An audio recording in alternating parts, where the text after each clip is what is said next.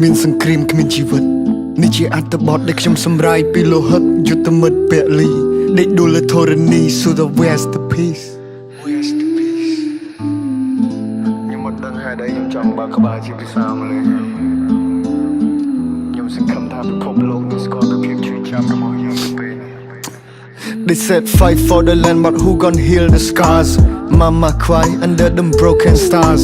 Brother's gone his photo on my chain Heart full of rage, now I still feel his pain Smoke in the sky, smell of death in the air We born in peace, now we trapped in warfare Frame 30 frame, chim on the street No lullaby, we got shot in our sleep Losing my brothers to a war we never chose Flower on the ground ទឹកភ្នែកស្រក់ដូចទឹកហូរ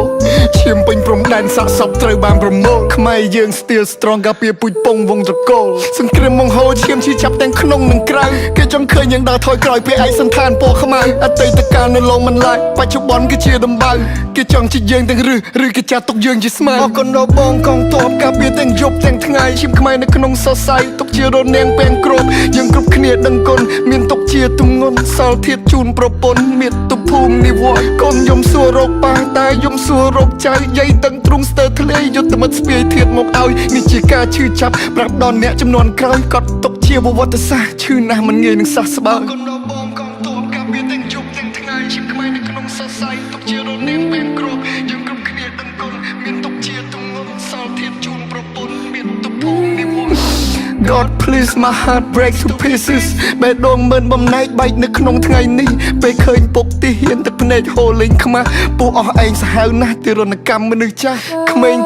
គេងយំចាំមើលផ្លូវលោកឪពុកបាត់តាំងពីថ្ងៃច័ន្ទរកឃើញវិញនៅថ្ងៃសុក្រទ្រង់ខាងឆ្វេងអួលណែនស្ទះដង្ហើមចង់ផុតទានដែលតបយើងបំភ្លឺពួកយើងមិនឲ្យរលត់ក្រាញ់នុននីលឈ្មោះជាខ្មែរនៅតែបន្ត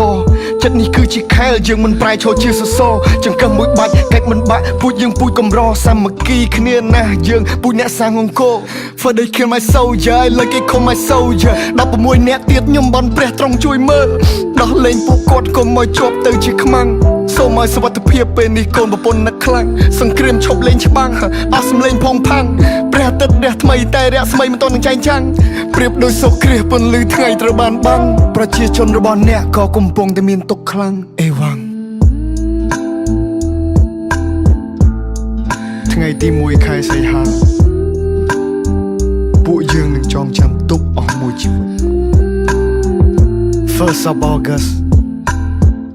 We will never forget